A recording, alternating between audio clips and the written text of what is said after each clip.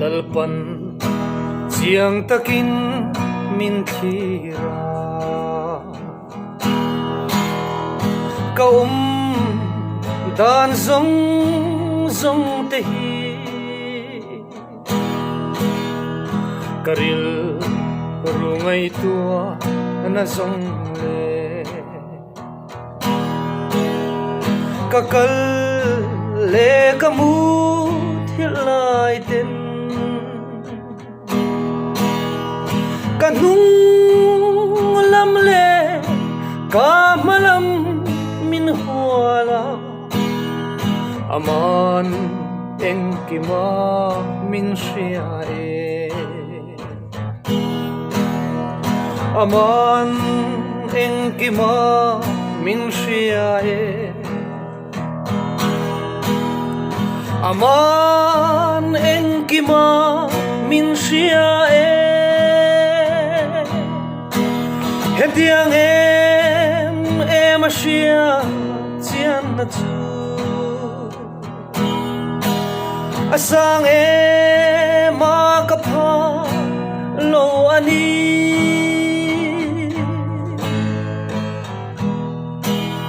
lalpa kharau nen ata chu khoya nge ka kalang le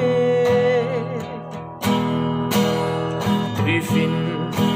re chung ril lama te vansa le se ol lama po pathian ramri kham na reng a omlo ama siam lo reng a omlo aman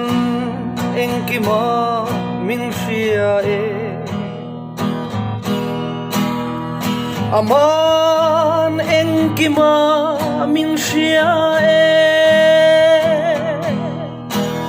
hetiang em hria chian na chu asang ma kapha lo ani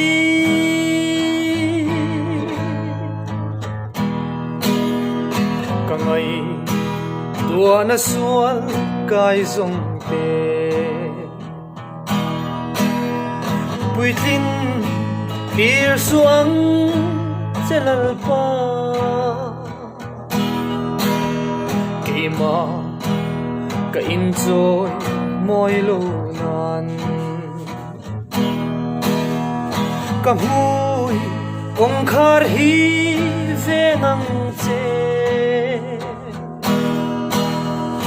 achia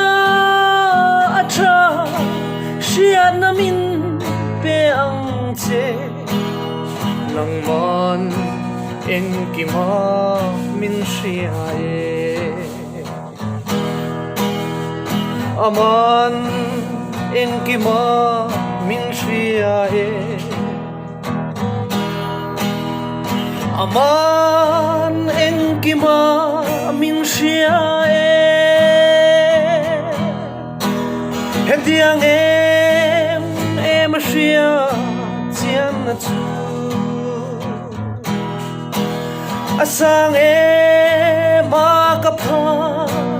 lo ani